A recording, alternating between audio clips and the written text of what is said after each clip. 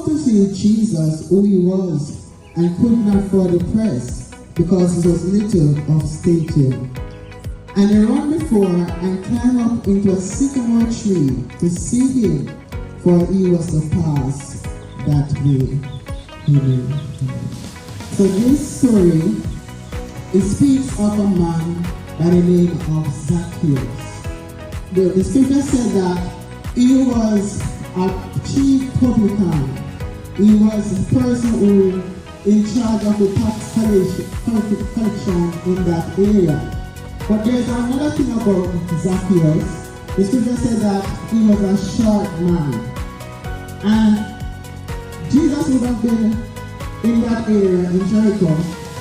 And the word of God said that Zacchaeus wanted an encounter with God. So Prophet Zacchaeus would have learned about the woman with the issue of blood. Probably would have learned about Lazarus, or even the woman who was bent over for 18 years. So he wanted his own